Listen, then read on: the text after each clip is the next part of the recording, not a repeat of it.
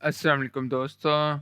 Learn and earn के YouTube channel में खुशामदीद। हम अपने असेंबली लैंग्वेज के ट्यूटोरियल्स को आगे लेके बढ़ते हैं और आज हम जिस टॉपिक को डिस्कस करने जा रहे हैं वो है कि how to input string in assembly language and show output, कि किस तरह हम यूज़र से एक स्ट्रिंग को एज एन इनपुट यूज़र से लें और उसको आउटपुट शो करवाएं।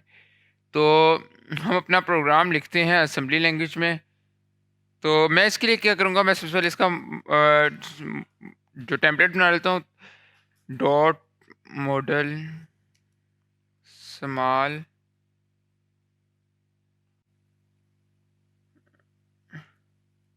उसके बाद आ जाता है डॉट स्टैक, हमारे पास आ जाता है dot stack 100H। Similarly dot data, और चूंकि हमने एक अरे बनानी है जिसके अंदर हमने अरेज ऑफ कैरेक्टर्स बनाने हैं जिसमें हम स्ट्रिंग को इनपुट लेंगे। हमने जब अरेज वगैरह को डिस्कस किया था तभी हमने देखा था कि जो हमारे पास स्ट्रिंग्स होती हैं बेसिकली ये एक अरे ऑफ कैरेक्टर्स होती है। तो जब हम इसका इनपुट लेंगे तो हम इसको अभी के लिए आपने इसको देखना है कि हमने इसको कैरेक्टर्स की अरे में इसको इसका इनपुट लेंगे। तो कैसे लेंगे, मैं यहाँ पे एक अरे बनाऊँगा, अरे, और उसके बाद बाइट टाइप की बनाऊँगा। और उसके बाद हम क्या करेंगे, अरे के अंदर चूँकि हमने यूज़र से इनपुट लेना है तो अभी हमने इसका साइज़ बना देना है। साइज़ मैं चाहता हूँ मेरा जो यूज़र है वो मैक्सिमम 50 कैरेक्टर्स का की स्ट्रिंग एंटर कर सके, इससे ज़्यादा ना कर सके। तो मैं 50 कैरेक्टर्स की एक अरे बना देता हूँ, और चूँकि अभी के लिए मैं सिमिलर अरे बना रहा हूँ तो मैं इसको बनाऊँगा 50 डब, और डब के अंदर मैं लिख दूँगा अनइनिशियलाइज़, वैल्यू दे दूँ या मैं स्ट्रिंग दे दूँ।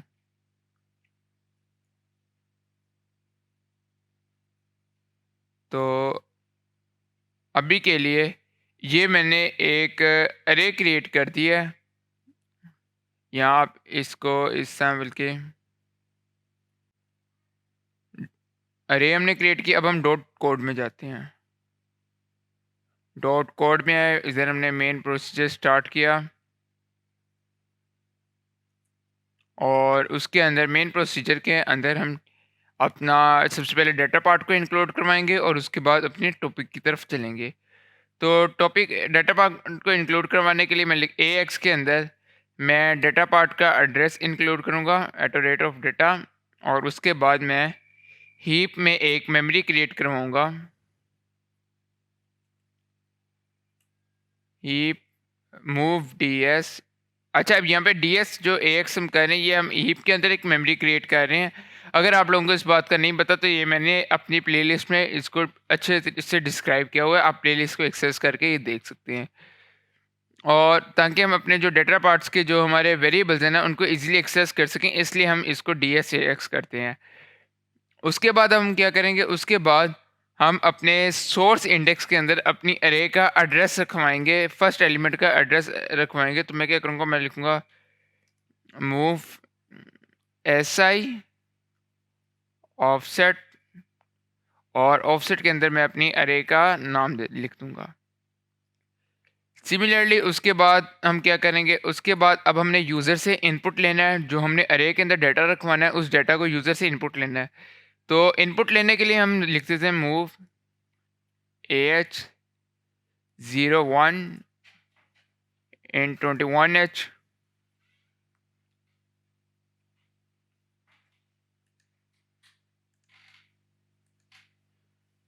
तो हमने ये जो यूज़र से इनपुट लेने का कोड लिख लिया। अब यहाँ पे क्या होगा, यहाँ पे यूज़र से सिर्फ सिंगल कैरेक्टर इनपुट आएगा, जबकि मैंने लेना है मल्टीपल कैरेक्टर्स इनपुट जिसको मैं अपनी अरे के अंदर स्टोर करवाऊँगा। तो उसके लिए मैं क्या करूँगा, मैं यहाँ पे एक लेबल लगाऊँगा और लूप बनाऊँगा। मैंने एक लेबल लिख लिया और मैं यहाँ पे लूप बनाऊँगा। मेरी लूप तब तक रन होती रहे, तब तक रन होती रहे जब तक मेरा यूज़र डाटा लिखने के बाद एंटर की प्रेस ना करे। तो इधर हमारी क्या होगी, कंडीशन आ गई कि जब तक हमारी यूज़र जो है वो एंटर नहीं ना प्रेस कर रहा तब तक ये डाटा लेता रहे लेता रहे लेता रहे। तो अगर आपको याद हो, जब हमने जंप कंडीशंस पढ़ी थी तो हमने देखा था कि हम कंडीशनल जंप्स के थ्रू या अनकंडीशनल जंप्स के थ्रू एक लूप्स क्रिएट कर सकते हैं। तो अभी भी हम जंप्स के थ्रू लूप्स क्रिएट करेंगे, बजाय इसके कि हम लूप को यूज़ करें। तो जंप कंडीशन लगाएंगे, पहले एक कंडीशन लगाएंगे, एक कंपेयर। और कंपेयर हम क्या करेंगे, हम कंपेयर करेंगे कब तक, जब तक ए एल के अंदर हमारा एंटर की जो आस्की है वो ना आ जाए। तो हमारे पास एंटर की आस्की क्या होती है वो अगर हम देखें तो यहाँ पे ये देखिए, एंटर की आस्की हमारे पास आ जाती है 13 आ गई। तो सिमिलरली मैं लिखूंगा ए एल 13। जब तक मेरे ए एल के अंदर 13 ना आ जाए तब तक ये यूज़र से इनपुट लेता रहे।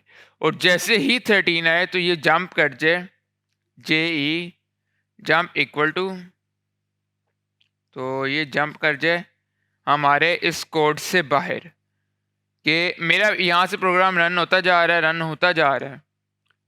जैसे ही ये इक्वल टू आ गया, बराबर आ गया, तो ये इस सिनेरियो से बाहर आ जाए। बल्कि अगर मैं इसको इस तरह करूँ कि अभी के लिए अगर हम इस लेबल को, इस जंप को इग्नोर करते हैं, तो मैं यहाँ पे करके दिखाता हूँ कि हमने लेबल लगाया और लेबल के बाद मैं यहाँ पे क्या करूँगा, मैं पहले लूप को अपनी कंप्लीट कर लेता हूँ। मैं यहाँ पे लिखता हूँ कि कंपेयर करें कि क्या हमारा जो नंबर है वो 13 के बराबर है। अगर अगर तो 13 के बराबर नहीं है तो क्या करें, तो इसको स्टोर करवा दें, मूव करवाए एस आई में, जो हमारे पास करंट सोर्स इंडेक्स है उसके अंदर मूव करवा दे डाटा को, और एस आई में एक इंक्रीमेंट करवा दिया जाए, I N C S I. अब चूंकि ये हमारी अरे है तो डेट्स मीन के हमारा डाटा कंटिन्यूस पड़ा हुआ है, जिसमें कि हमारा जो डाटा है उसमें एक के बाद जो अगला नंबर होगा वो नेक्स्ट मेमोरी का चंक होगा, उसके बाद नेक्स्ट जो नंबर होगा वो नेक्स्ट मेमोरी का चंक होगा। तो हमने एड्रेस में एक का इंक्रीमेंट करवा दिया ताकि वो नेक्स्ट इंडेक्स पे डाटा लेता जाए। और यहाँ पे हम अपनी लूप को क्लोज करते हैं, जे एम पी लेबल लगा के। अब यहाँ से लेके यहाँ तक मेरी एक इनफिनिट लूप चल पड़ी है। तो अब इस इनफिनिट लूप को मैं ख़त्म करने के लिए मैं यहाँ पे क्या करूँगा, मैं जंप लगाया मैंने कि अगर तो मेरा कंपेयर करने के बाद मेरे ए एल के अंदर 13 आ जाता है आस्की जो कि एंटर की है, जैसे ही मेरा यूज़र एंटर करे तो जो मेरा कर्सर है वो जंप कर जाए, किधर जंप कर जाए, L1 पे। और नीचे हम यहाँ पे एक L1 का लेबल क्रिएट कर लेते हैं, L1।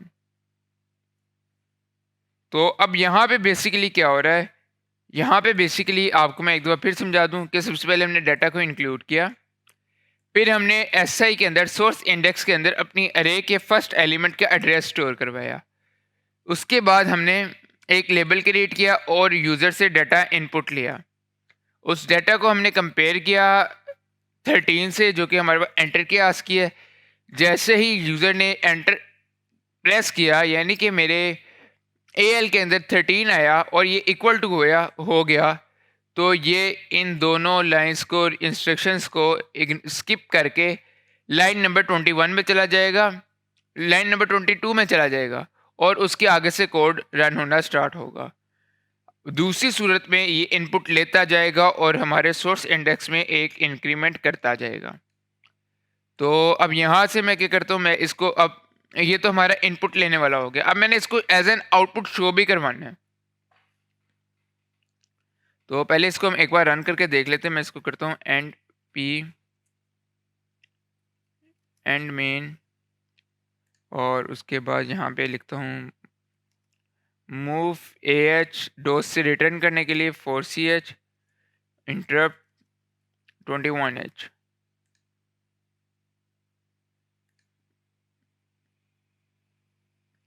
हमने यहाँ पे एच सफिक्स डालना भूल गए हम।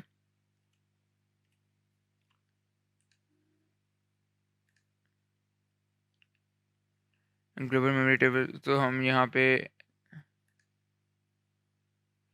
स्टिल हमारे पास यहाँ पे आ रहा है 21h, और आई होप के अब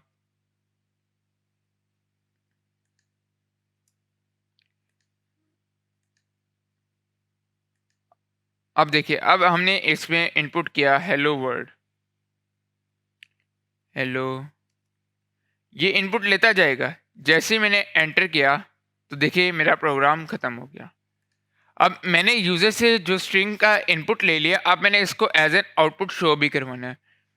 तो शो करवाने के लिए क्या मैं करूँगा, शो करवाने के लिए मैं लिखूँगा मूव ए एच। स्ट्रिंग को हम कैसे शो करवाते थे, अगर आपको याद हो, स्ट्रिंग को शो करवाने के लिए हम लिखते थे 09 और उसके बाद लिखते थे एंड 21 एच की इंटरप्ट क्रिएट कर देते थे। तो ये हमारा एक सिंपल सा कोड था, और इसके साथ साथ हम इसके अंदर मूव भी करवाएंगे, ऑब्वियसली बात है। तो लिखूँगा मूव, क्योंकि जब भी हम कोई चीज़ एज एन आउटपुट शो करवा रहे होते हैं तो उसका हमारे डाटा रजिस्टर के अंदर होना लाजमी है। तो डी एक्स के अंदर मैं लिख दूंगा offset of A R, first element of our array. तो इसको एमुलेट करते हैं और रन करते हैं। तो रन करते हुए मैं लिखता हूँ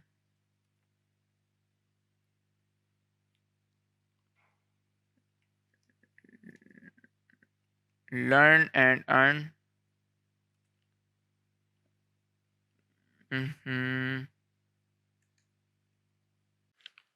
अच्छा, तो हम इसको रन करते हैं।